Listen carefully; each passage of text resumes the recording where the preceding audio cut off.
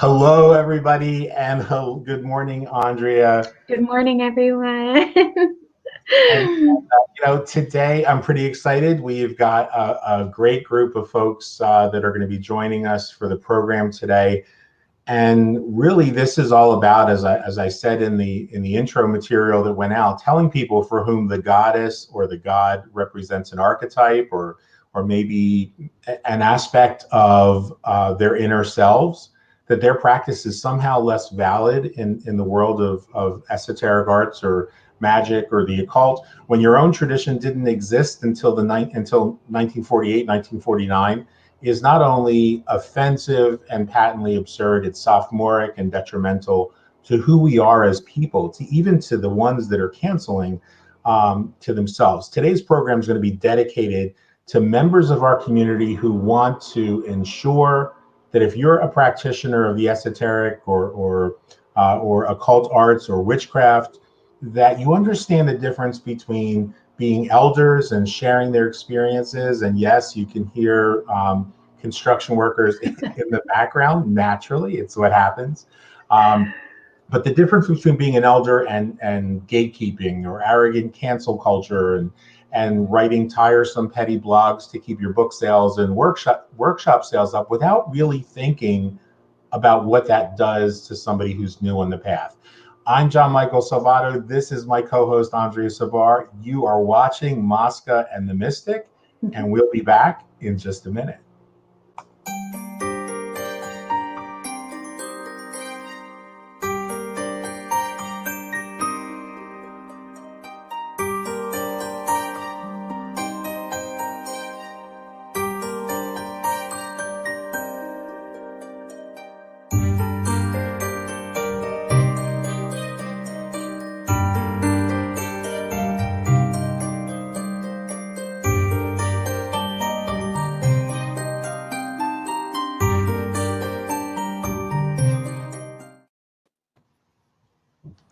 And welcome back, everybody. Andrea, I'm excited about this group we have with us today. Maybe everyone should go through and introduce themselves. I'm not sure. Yeah, let's go ahead and do that. And so if you wouldn't mind, introduce yourself, tell us a little bit about where you're coming from in the craft and what your tradition might be, and then we'll get into the discussion. For those, before we do that real quickly, so that those who are watching have a chance to do this, I know that someone watching just put a really great comment on the screen.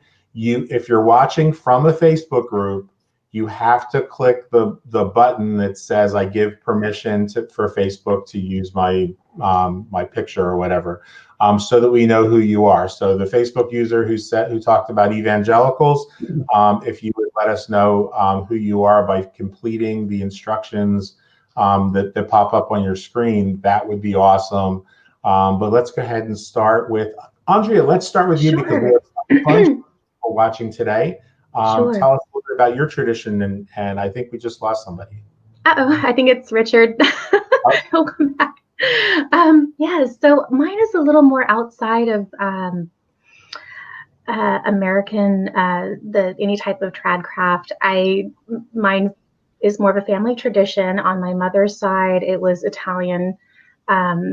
The Italian tradition, very much folk magic, whereas on my father's side, it's Persian mysticism. And so I have this combination on both sides of my family, and both were secular. So there was no religion involved on either side. There was no old religion and there was no modern religion, if you will, neither Christian nor Islam.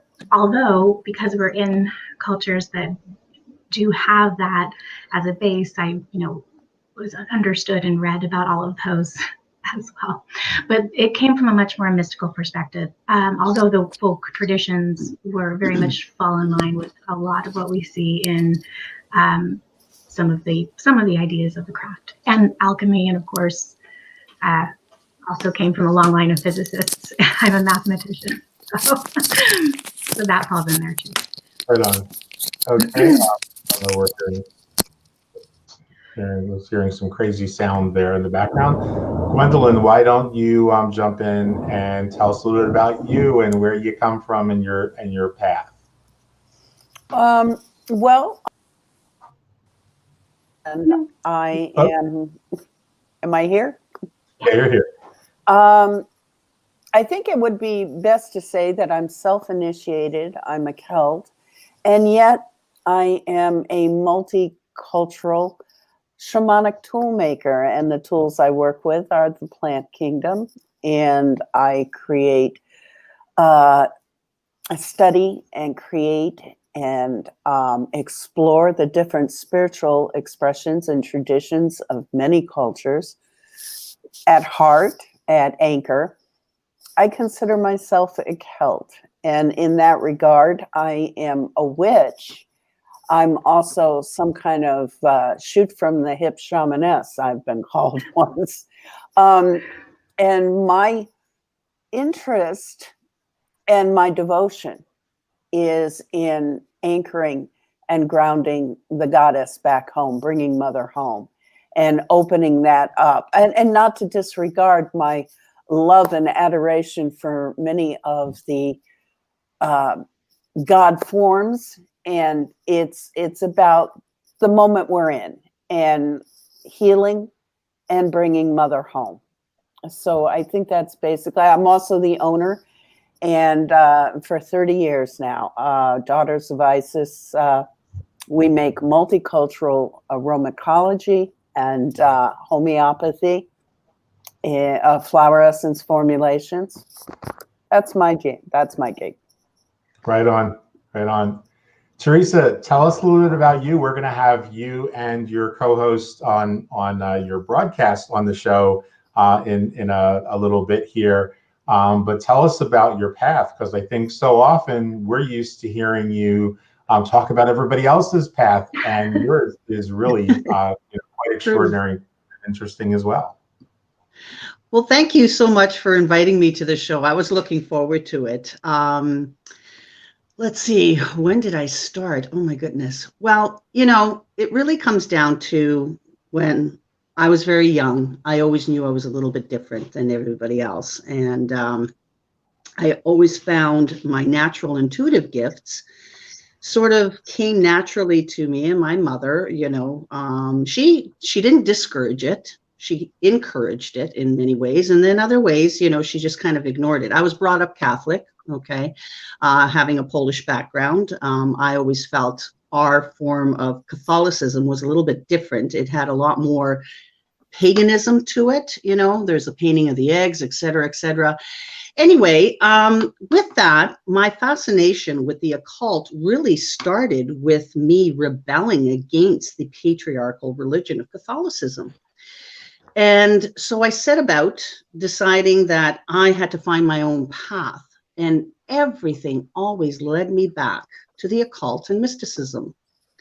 Then I stumbled on a book at the age of 16, Sybil Leek's Diary of a Witch, and I said, that's it. I know who I am, And with that, I set off looking for the witch. Somebody's got to come into my life, right? Well, I met some very interesting people throughout my entire life. And at the age of 20, when I formally started to get into the craft, I followed British traditional. And then I kind of sort of went out of it. I did my own thing. I decided to do my own walkabout. I had a friend, there were a couple of us who formed the Eastern European Kitchen Witches, because I was really, really more interested in connecting with my own Slavic roots. So for me, that became important. I did come around back again to a more, traditional framework within the British traditional, and accepting, that there's the divine feminine and the divine male. Okay, I was okay with all of that. But I found I struggled with a couple of covens. I had been in 3 covens, and the struggle really came down to me associating with my own relationship with the goddess, because that's really what it was for me. I wanted to get away, far away from the patriarchy as I possibly could, to really discover me and how do I relate to the divine. So I did, I started, and the more I started to get into that, I accepted the divine, feminine. I accepted the divine male, and I just said, okay, this is me. But the funny thing was that it was always the darker aspect of the goddess, which I found was kind of peculiar, but not really. And as time went on, I finally got initiated at the age of 30 because, I mean, I did my walkabout, like I said, it wasn't a complete, drawn line. It was a circle to coming back. But when I did, I was initiated into a British traditional lineage. And yes, it was partly Gardnerian. It was also, it had Masonic influence. It had a few other influences, but when it came down to the actual workings, and I said I had a problem with working in a formal coven, because for me it was really personal. I didn't want to play in the sandbox with everybody else. I wanted my own connection with the divine. And so, like I said, the darker aspect of the goddess was where I felt I was drawn to. And then when I really started to get more into my roots, it was the Baba Yaga, the darker aspect of the Slavic witch that really drew me to her, right? And since then, that's who I've really been. So, I call myself the Slavic witch, right? Because it's all been about me discovering the goddess within and also externally as an archetype. All right. So we do both. Oh, hang on to that thought. We're going to talk about that in a minute. That was, I think, a good lead in. Richard, great friend of the show that folks will recognize. It's wonderful to see you back. Your microphone is muted at the moment. Let me try and get you. Oh, you have to unmute yourself. Tell us about your path and where you come from. And nobody will guess from your accent where you're from. He's from Alabama. You'll tell right away. Can you hear me?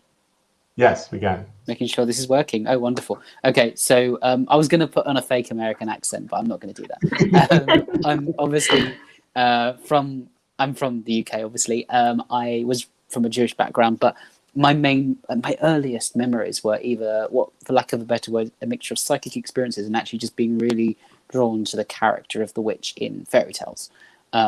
And weirdly enough, I didn't see a connection between those two things. I was a bit thick.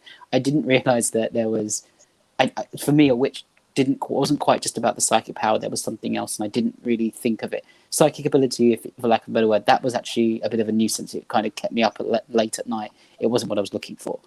But the character of the witch really did. And that stayed with me. I just never really grew up. I just kept it going. And never let it go. And then I got very, like most people do, I was a bit despondent with the religion I was raised in. While a lot of people, when I met people practicing paganism and saw the amount of Kabbalah in there, I was actually quite surprised initially.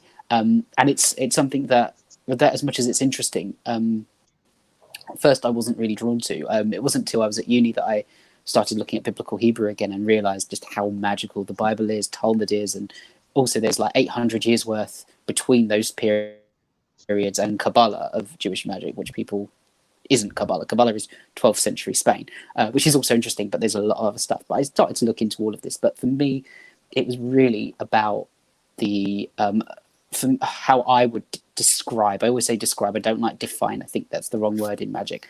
How I describe witchcraft, and to me, it was very much about an inner power in conversation with your connection to the earth. And that is the root of what I'm about. It doesn't mean there's other branches. You get your roots in and your branches go in all sorts of directions. They always do. And I think that's the nature of being a witch. You do end up doing that. But I feel it's really about that conversation. And when I say inner power, that comes out in so many different ways.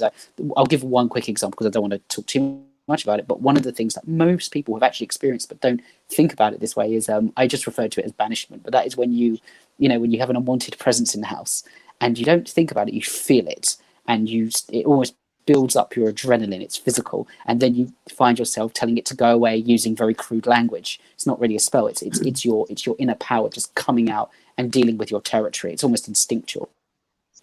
And then of course there's a craft side of it. Actually, there's the application of magic.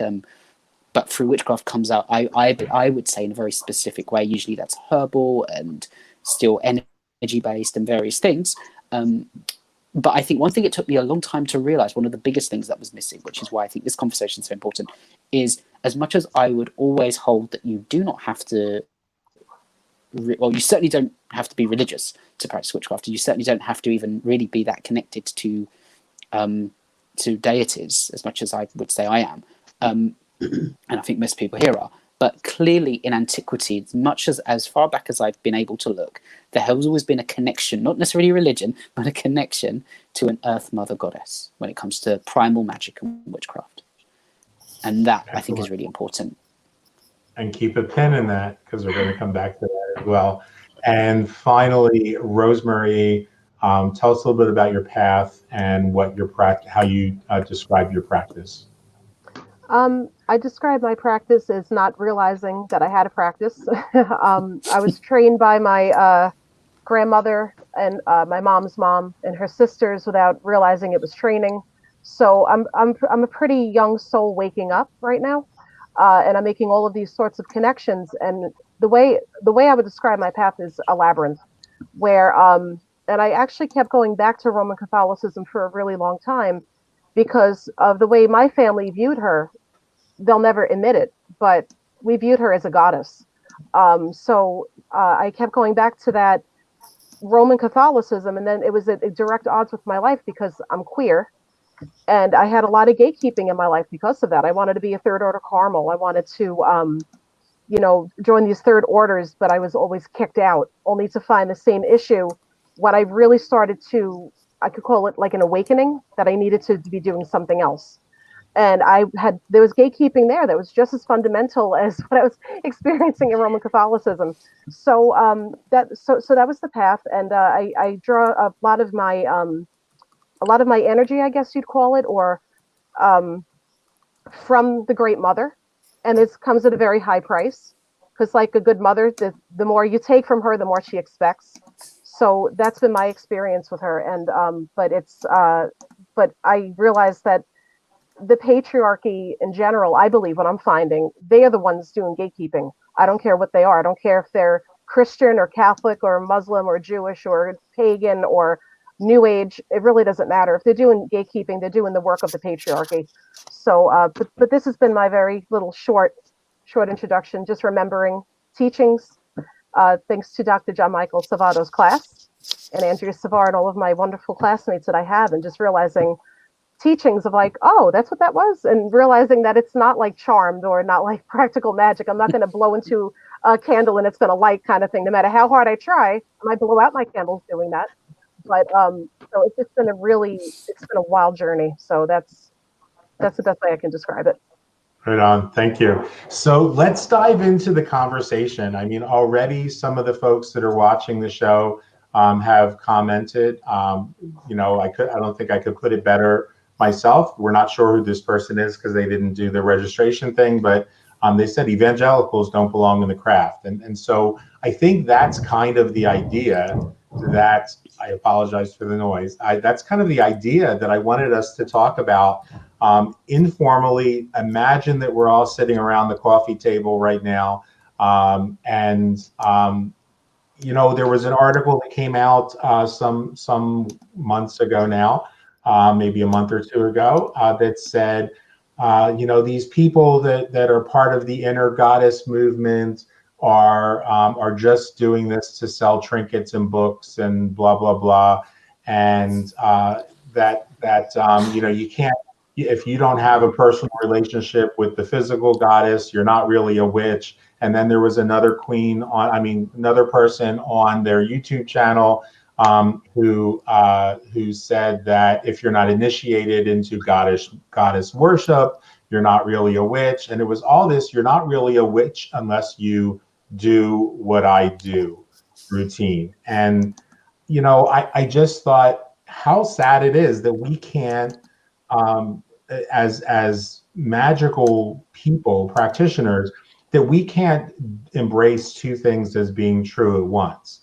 That it is wholly possible, and yeah, I know I'm, as an anthropologist, I'm a geek, so that geekiness in me says, yes, we can see the mother or the father or any of the other gods and goddesses and orishas and and saints, we could see them as archetypes, and we can relate to them as archetypes, and we could see them as metaphors, and the stories that are told about them we could see as midrash, but we can also cultivate personal relationships with them if that's our choice.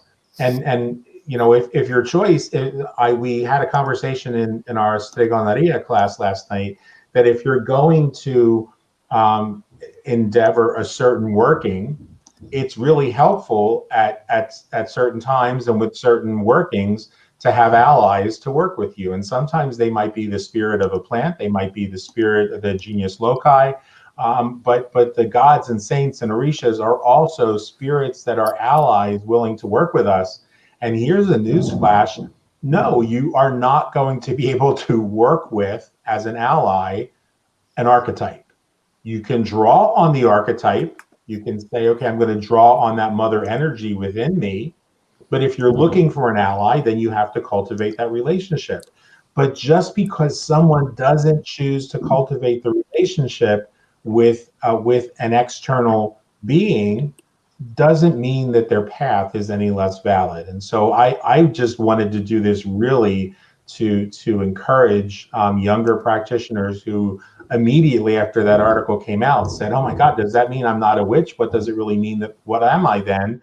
And what do I call myself if I'm doing magic, but I don't believe in a god, a personal god or goddess? You know, and then other people last night even said, well, you know, I really don't relate to the saints because I have a lot of Catholic baggage and I have a lot of pushback against the church. And so working with the saints doesn't work for me. And they were sitting there the whole time thinking, I think I'm just going to drop the class, because if I have to work with the saints in order to be an Italian witch, you know, and I said, you're an Italian and you're a witch. So you're an Italian witch. You don't have to do anything. You can ignore everything I've taught in the class and still be an Italian witch. This isn't about getting your validation from someone outside of yourself. And so I think Rosemary is totally right. But you guys jump in and you know, what do you think about this whole conversation? Well, Folks want the same thing. you know, the thing is that saints, mystics, sages, I'm coming off a Judica here, but she did a wonderful encyclopedia. I use it consistently. It's right here next to the bench. But the point is that these are all, you can call them archetypal consciousness that surround our home. Who are they calling for the watchtowers, first of all? But then again, that's another discipline sometimes. But certainly we are in a realm, if you want to look at it with historical context, of archangelic oversight right now. This is a holy time. And it confuses me that anything could be deplored or confined or used as a standard of integrity or collective embrace into. That's why I'm not much of a joiner. I like in ecumenical, to use a term, circle of equals that I could walk into. I have a very dear friend who everybody knows, who's very Dianic, who says no boys allowed. And I was like, excuse-moi, that's unbalanced for me, but it's good for you. I go, but please don't try to tell me that because I may be identifiable as a lesbian and a witch that I can only enter a certain circle. I create my own energy and in collective with others, yet I do it on my own. And to say that saints or mystics to categorize like this, to pinpoint like this, I think is to bar people from their own growth and development, especially the young community. And gosh knows, we have a young community out there who is looking for elder guidance at this time, and we're losing our elders. They are crossing now, and they are handing the baton. They are handing the blade and the chalice. And it's our job to fulfill our own integrity, yes, but to bar anything, I'm just throwing that in there, Gian. Well, and I think there's a lot to it too when we're coming at it from different parts of the world too. We might not, like the thing that always kind of shocked me with American pagans was the rigidity, not all of them, of course, but some of the more extreme, the ones that go a little farther towards a fundamentalist type of a viewpoint on it, was the rigidity with which they looked at the archetype. It felt very solid to me in a sense that was more confining of their view instead of broadening of their view. So if you're in another part of the world, you're not going to call the mother by the name Diana, or you're not going to call the mother by the name Isis. You might call the mother Guanyin. You might call them, there's all different words and different philosophies that go around the inner goddess, the outer goddess. So I feel like every time we try to narrow the path, because we do anthropomorphize spirit, and we do because it's an easier way to connect with it sometimes, it's not the only way to connect with it. So even when we have that relationship and we may think we're using an archetype, we may just be using an energy that we're just getting to know, and that name might come later. I mean, I don't know how many of you when you were younger were doing certain games in the garden, children's games, for example, where you were working with plant spirits, but you might not have known the word for it yet, or you might not have, or actually I would always put faces on them because that was an easier way for me to kind of connect with them. But was that face or that visualization of them coming from me or them? I don't know. It could have been both. It was a relationship. And it's very intimate and very personal. So I feel like when we try to box everything into these little categories and say, no, this is the outer goddess, this is the inner goddess, it's all the same. And there's a flow and there's a relationship there that can be many things to many different people. That's kind of how I see it. Yeah, I want to jump in for a minute with a comment here from that viewer who we don't know who they are.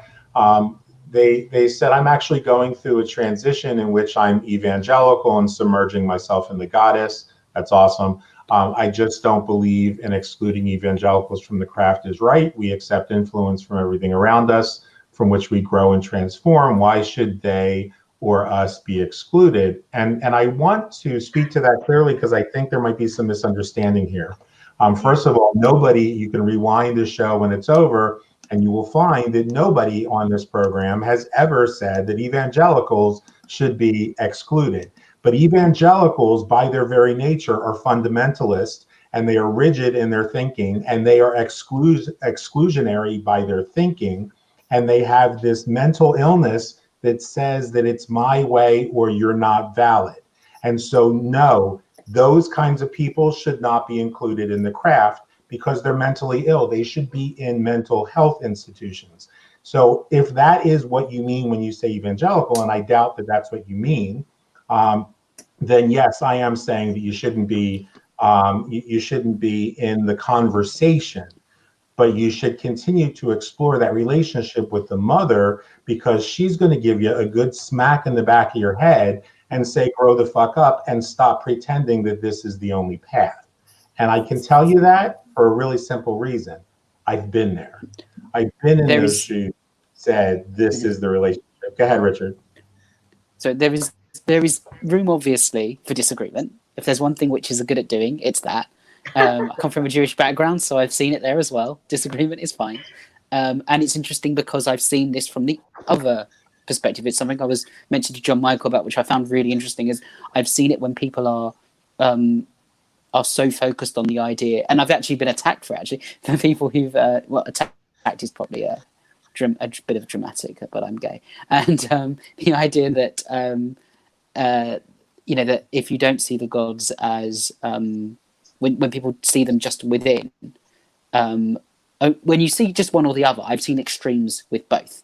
And I personally have a belief in both. I think it's about both. But I find it very interesting, as we're talking about within, I find it perplexing that people aren't trying to embody their magic and their relationships.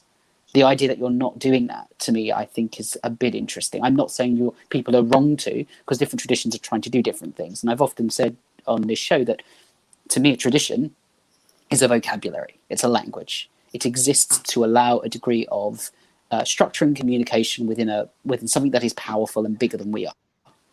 Traditions help us. But they are the final externalization of a source of power, and that all has its place. But the idea that the gods within is new is absolutely ridiculous. It goes back to Egypt. You can see it in the Book of Gates. So when people are sort of attacking people, saying, "Oh, they're just doing it for money," as opposed to actually a genuinely held spiritual belief, and more than a belief.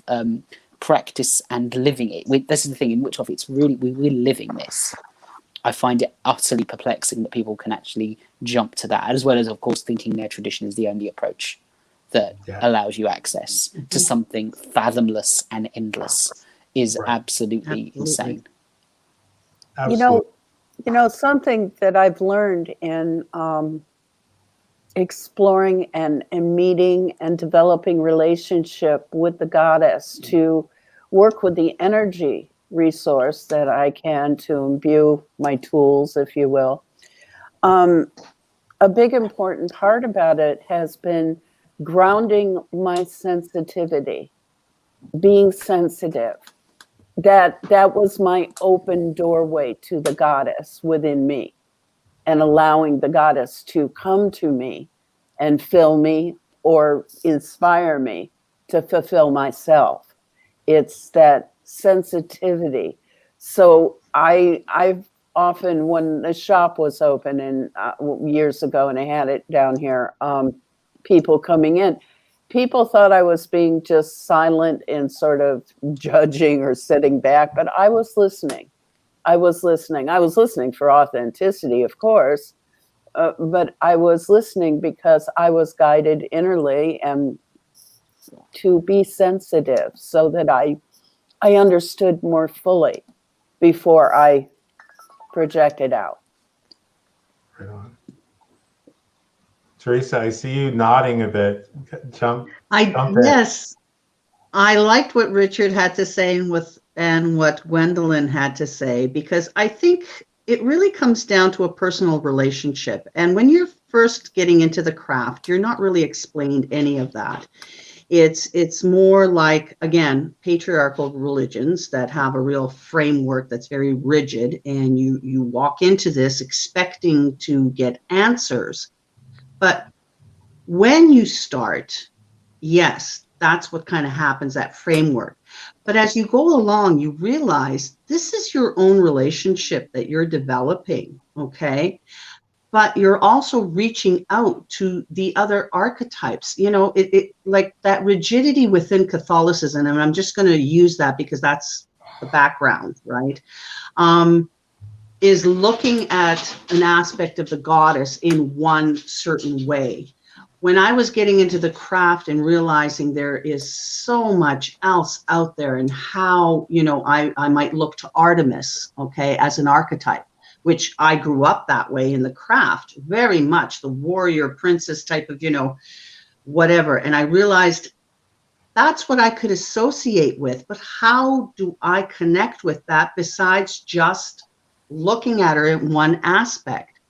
Well, it's the balance. You need the balance of the male perspective. And for me, my male perspective, my role model was my father. So all the gods that came were very nurturing.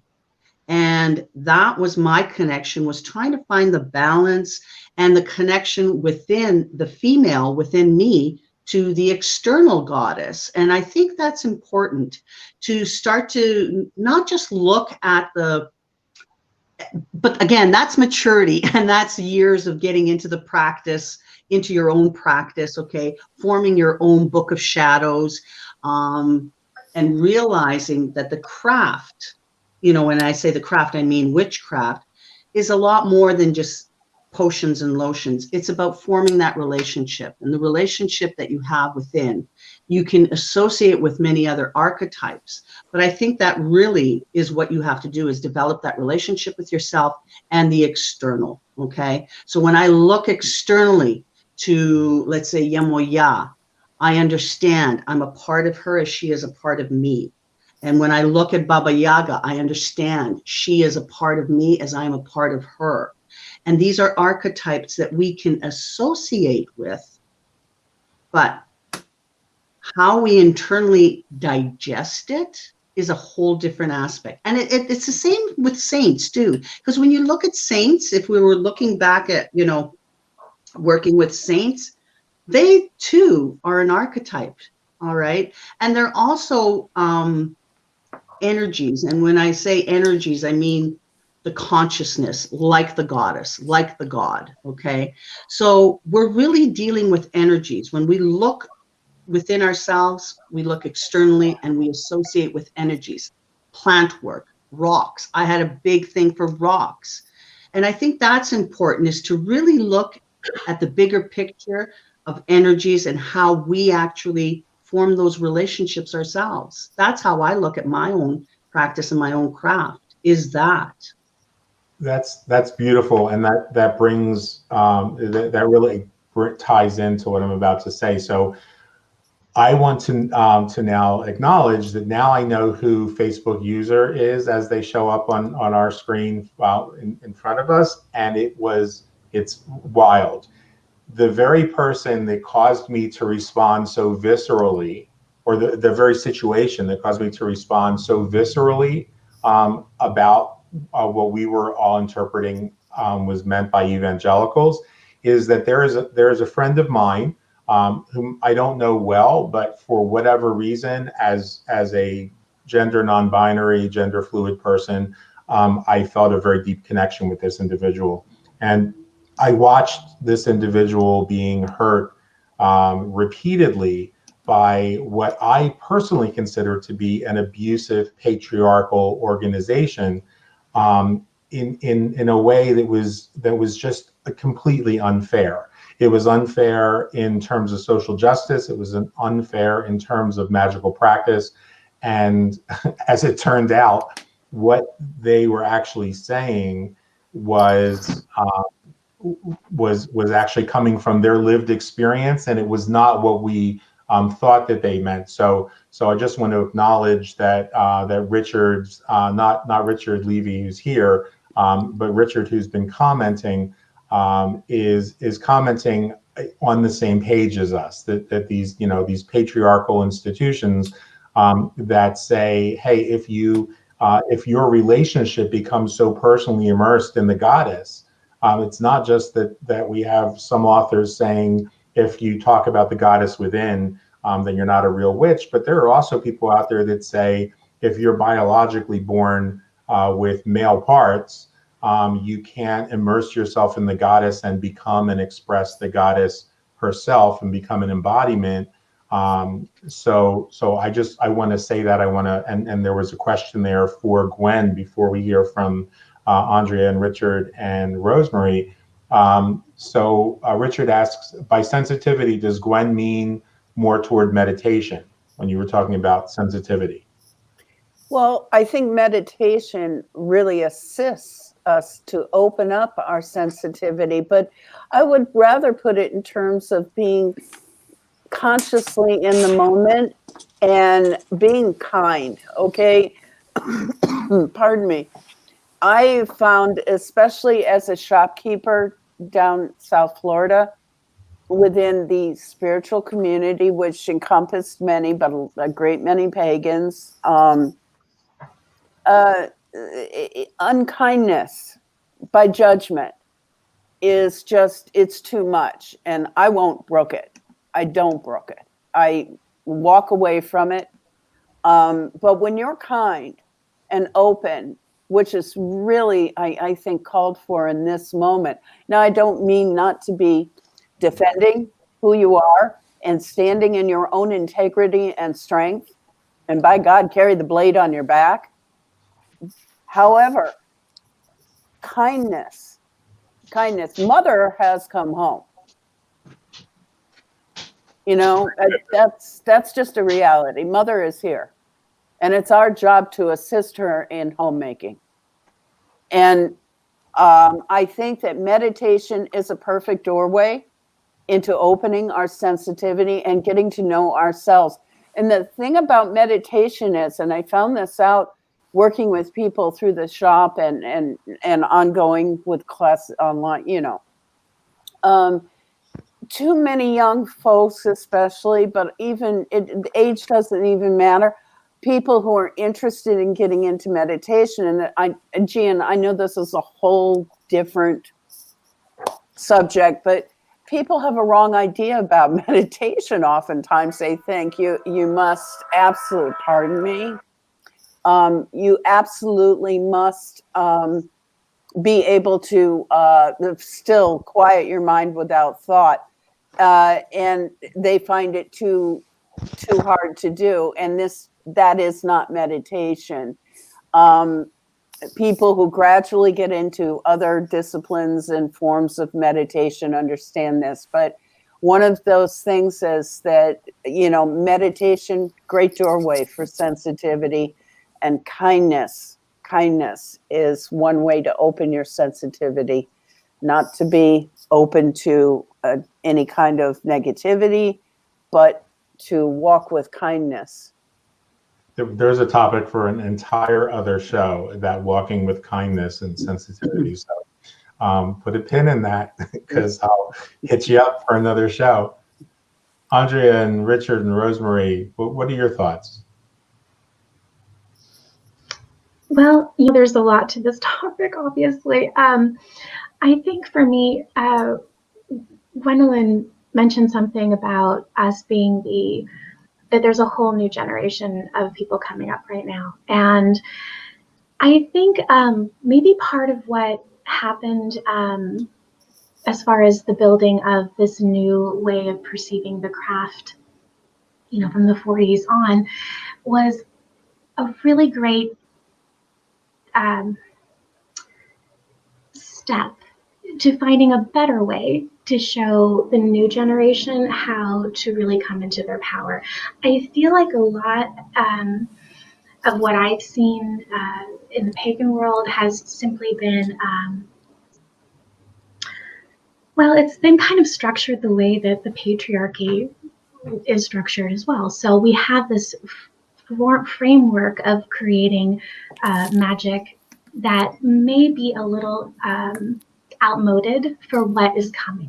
And I feel like I do this with my child. My mother did this with me, my grandparents. I was lucky enough to be raised in a family on two sides that had a magical tradition that was very grounded in what we do with the earth and how we move that energy and how we use our bodies to do that.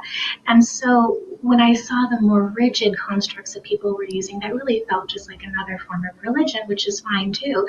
I felt like people were hopping from one religion to another, but maybe not really going into that personal relationship aspect and their own power. And so I feel like it's important to teach the people who are coming up now that, number one, you have to remember and go in to know who you are when you're doing your magic and to know where you stand and where your power is grounded, because you'll find a path that has the words that resonate with you to help you move that energy. But it doesn't have to be in this patriarchal construct anymore. And so I feel like all of these elders have led the way to have a more broadening sense of what magic really can contain for each person. So I think people need to trust their intuition. And that's what happens a lot when kids are small, if it's kind of beaten out of them, if they're not allowed to really understand that they're very powerful. Yeah, and the way that patriarchy crumbles is by those who have the courage to say, this doesn't work for me anymore. It doesn't. You seldom see a patriarchy crumble because someone said this didn't work back then, because they're not concerned with then, they're concerned with this moment. And in this moment, as so many of us have said today, in this moment, that doesn't work anymore. this is not the moment for patriarchy. This is not the moment for gender binary structures. And like Andrea said, there was a time when that was helpful. In the 40s, when Gardner and Sanders began to explore with people like Doreen Valiente and Sybil Leek and so many others to explore creating a traditions in that era. I mean, think of the television shows that were on a little bit, 10, 15 years later. And there was structure, there was mommy and daddy and the kids, and that structure might have worked for the social ethos at that time. But today we're sitting in a discussion room where here on the set and in our among our viewers, there are people in this conversation right now for whom that binary discussion is no longer relevant. It no longer works. It didn't work for us our entire lives. So I'd love to hear some of those perspectives too, and how part of that process, I know for me as a gender non-binary person, is that unless I see the goddess as being a part of who I am and an archetype of the real energy within me, that was a very healing part of my journey of being able to say, I'm okay with being non-binary. It doesn't, and yet the thing I think the disconnect is that people think, well, so if John Michael is all about the inner goddess, and P.S. I am, then that means that he's saying that there is no relationship to the external goddess. And for many years in my life and in my path, there wasn't, because I wasn't looking for a religion. I was a Catholic bishop in an esoteric and Gnostic tradition. I'd had all the religion that I really could stand and wanted. I was all about increasing and improving my practice. So there was a period of time when I just shut the religion out and said, let me dive deep into the science. But then for me personally, those relationships came when I said, I'm doing this working, and I know that the best way to accomplish this is to work with Datura because she's always been there for me. Or I know that the best way to quell the ego is to let it be slaughtered by Kali's sword. And so I work with her as an ally. And it was a matter of saying, okay, so I'm ready to leave alone this patriarchal concept of worship because I worship no one and nothing, and become an ally and say, hey, you know what? Just like I sit at my guru's feet, Kali, I sit at your feet. Lucifer, I sit at your feet. The other gods and goddesses and saints and orishas, I sit at your feet. And I don't know, for me, I don't think I could have progressed as a person, not just a magical practitioner, but I couldn't have progressed as a whole person. Without that. You were discovering who you are discovering constantly. We all are, but you were discovering who you are. But Andrea makes a wonderful observation there. I kind of thought all of a sudden of the Bifrost Bridge from the past to the future. And there's an old adage, know thyself. Well, it has evolved, and I think basically what it is know thy heart. Know thy heart. That's the mother. Yeah. When you know thyself, you're putting ego into it, I think, too often, and that's a patriarchal overview in some respects. It is good advice. Yet knowing your heart is what I really think we're supposed to be it's what I try to embrace and pass on to people looking for the guidance or the teaching or the direction to follow.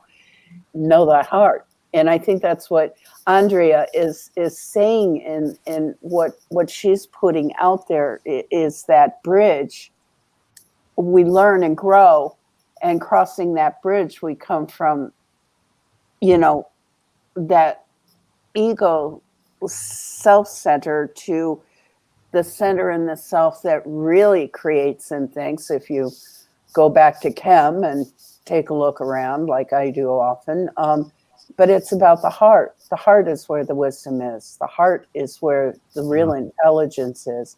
And that's what you were saying, Gian, in my ear. In my ear. I actually wanted to also add to that as well. I agree with what everyone's saying about, it being a relationship. And there was something that I did, because I come from a very severe patriarchal religious background, even though I had my grandmother and her aunts teaching me things that were completely contrary to everything else I was learning in Roman Catholicism. So I'm so fortunate for that. They planted those seeds when I was very, very young. But what I did is about a couple of nights ago, I said I need a divorce. So for people that have come from the evangelical background or the Roman Catholic background or any patriarchal background that has all of these rules, which actually make you discovering yourself a sin, because they seem to base those morality laws on exactly what's going to block you from ever knowing who you are. And anyone that goes through that, because I know that I went through that, I finally said, I want a divorce. You are an abusive patriarchal God, and I want a divorce. You've been abusing me my whole life, telling me not to be me. I'm done, and I'm going to move on to something way better. But I think it's such an important step, for a person to say, for example, that they are evangelical or Roman Catholic. I can't say that anymore because I had to completely divorce myself from it. And it's not to say that these things didn't have some good things to them, some good teachings that resonate. It's okay. It's a step. So if you have the Temple of the Sun, they have those steps. You have to go up every step before you can get to that top. And that's fine. That's okay. But to just divorce yourself from that energy that has just been whipping you your whole life, telling you, oh, you can't be this and you can't do that. There's a couple of elders right now that are telling communities, honestly, that they can't smoke marijuana, that it's evil. Like things like this. They have these rules that are just absolutely absurd. This is what the younger people are being told. This is what they're being told. So, and I know because I was very close to them only a couple of years ago. So, but these rules are, just compassion and love, and that's it. But to be able to divorce yourself from that really abusive ogre that they call Yahweh or God or whoever it is, we all need to get divorced and then go from there. And it's empowering to leave an abusive relationship. Very empowering to do that. So I just wanted to add to that as well. Rosemary, you bring up a very good point, okay? That divorce aspect, okay? When I was first getting into the craft, that is exactly what I did. I turned around and I just said, you know what? I've had it. I seriously have. And that's what embarked me on, finding my path, right? And it's interesting because that divorce continues. You'll see it in other paths, in other spiritual paths. As a woman, I am always fighting those archetypes of where men want to place me, whether it be with my personal relationship with friends who are still in very patriarchal religions, okay? And they want to reach out to communicate with me. And it's those little tentacles that are coming back going, oh, but you can't say that. Oh, did you know that the God, like the God would, this or that's evil. Oh, you can't have an entire thing of women being witches because, you know what? I'm done. And I will continue being done because I am a witch. I've taken that and I own that. Okay. As each and every one of us on this panel. So I'm tired of being told, and that divorce continues, that fight. So when I refer to your divorce, I'm talking about that fight. It's ongoing. It always is, because you'll always have those people trying to pull you back. And my thing is, no, I'm done. I am who I am, and I honor that. And the other thing that I wanted to bring up is with other people, young people coming in, and they're being told this threefold law and this, oh, you can't do this and you can't do that. Okay. I'm done with that as well, because quite honestly, we all know about karma. Okay. I think we all kind of, We can relate to it in our own way. But when people are trying to tell you that you can't do this to a person, or you can't hex them, or you can't whatever. No, I mean, if you're just going to go around hexing people for the sake of hexing, just because you don't like them because, oh my goodness, they sneezed in your way, wrong. I think you have to really look at, if they're coming after you, you go back and you attack them too. I'm sorry, but I'm really black and white when it comes to that. That's and I think this is another part of that aspect of patriarchy, wanting, again, those tendrils that, oh, the threefold law, and oh, this and that. And no, it is what it is. We are witches. And if that means we have to fight dirty, okay, because if someone's coming after us, we will fight. And that's part of our craft, right? Let's face So that's it, what I wanted to say.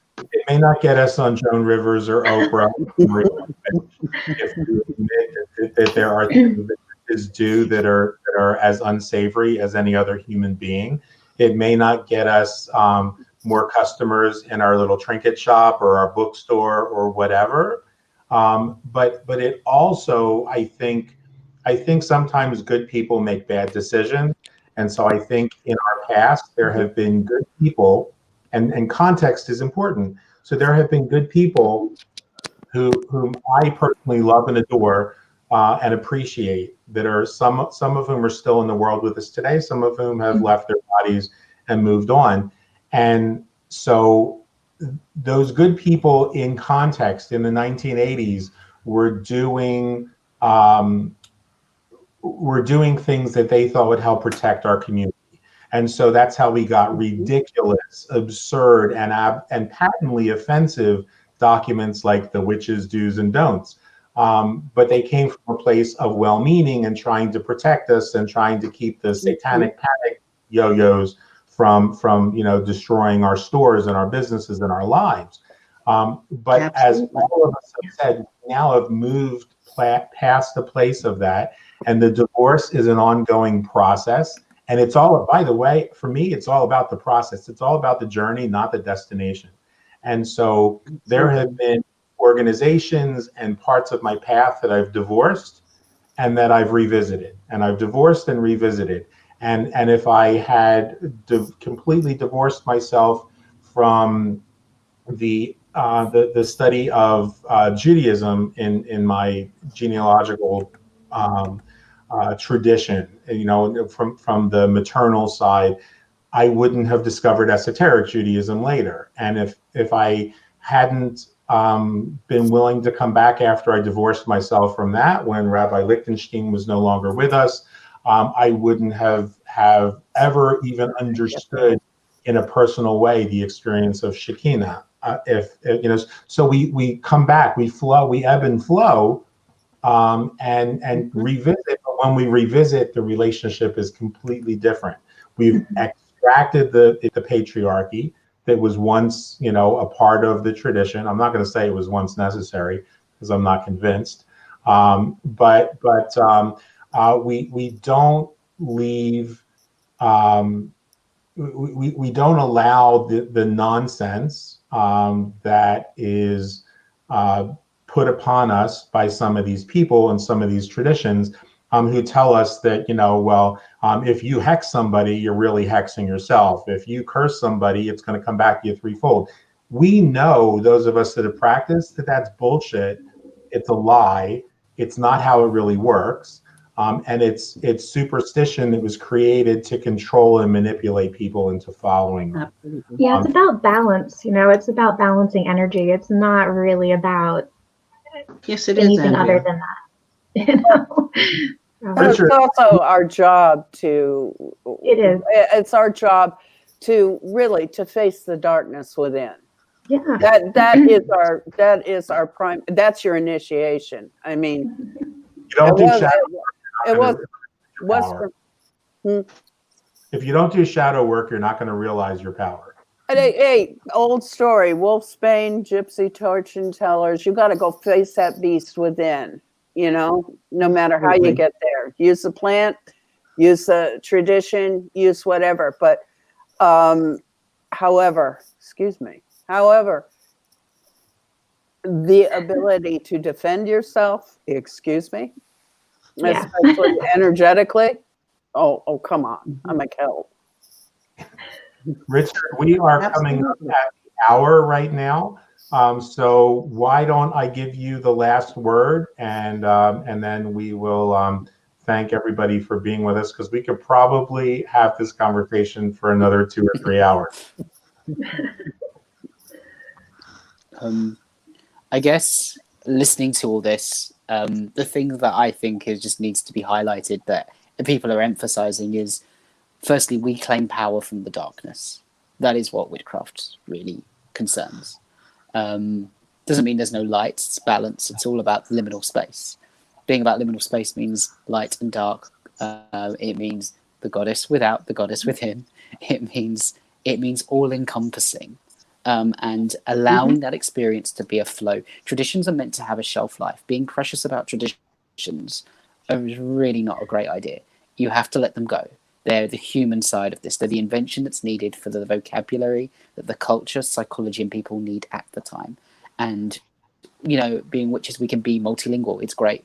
But I do think that the most important, deepest part of that vocabulary is one that isn't with a tradition, that is simply with our own language, with our own inner power and the powers around us that we're all connected to. We're as connected to the goddess as we are with each other.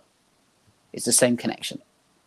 The roots to the goddess just run deeper, but we have, just like a tree has ancient roots, the leaves change all the time. They die and they're reborn.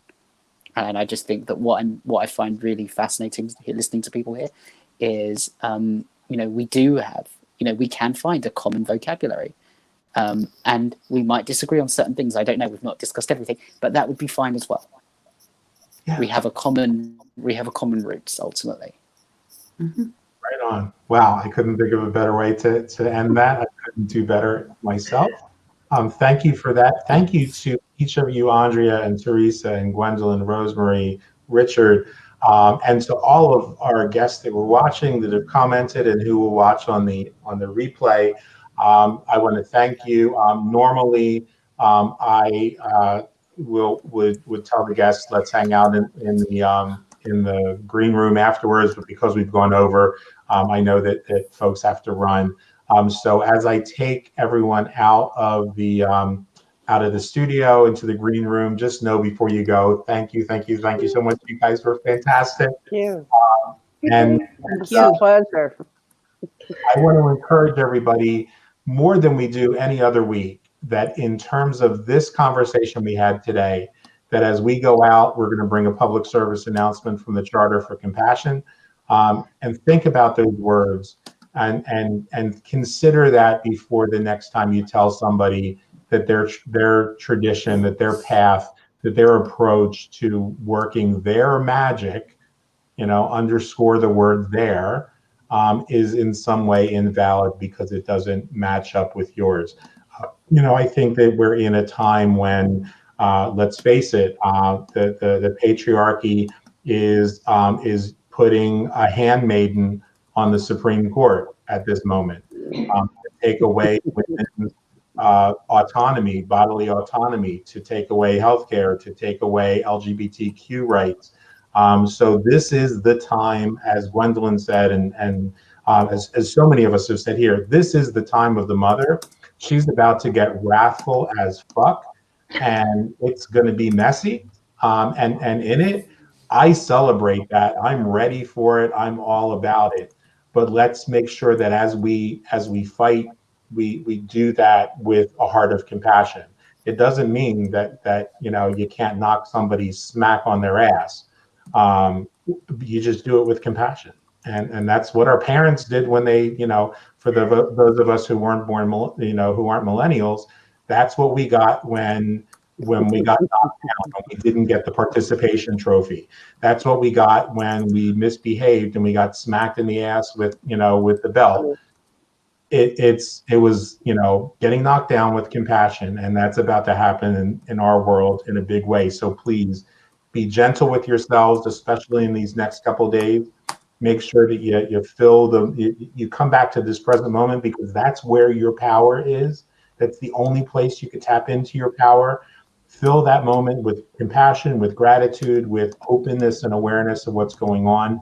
Stay hydrated and know that we love and appreciate each and every one of you. Thank you, everybody, for being here. Thanks, everyone. Thank you. Thank you. It's a pleasure. The principle of compassion lies at the heart of all religious, ethical, and spiritual traditions. Calling us always to treat all others as we wish to be treated ourselves. Compassion impels us to work tirelessly to alleviate the suffering of our fellow creatures. To dethrone ourselves from the center of our world and put another there. To honor the inviolable sanctity of every single human being. Treating everybody without exception. With absolute justice, equity, and respect. It is also necessary in both public and private life.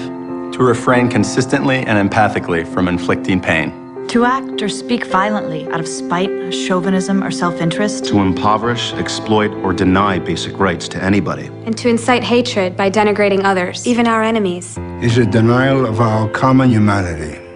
We acknowledge that we have failed to live compassionately. And that some have even increased the sum of human misery in the name of religion. We therefore call upon all men and women to restore compassion to the center of morality and religion. To return to the ancient principle that any interpretation of scripture that breeds violence, hatred, or disdain is illegitimate. To ensure that youth are given accurate and respectful information about other traditions, religions, and cultures. To encourage a positive appreciation of cultural and religious diversity. To cultivate an informed empathy with the suffering of all human beings, even those regarded as enemies. We urgently need to make compassion a clear, luminous, and dynamic force in our polarized world. Rooted in a principled determination to transcend selfishness. Compassion can break down political, dogmatic, ideological, and religious boundaries. Born of our deep interdependence, compassion is essential for human relationships and to a fulfilled humanity. It is the path to enlightenment and indispensable in the creation of a just economy and a peaceful global community.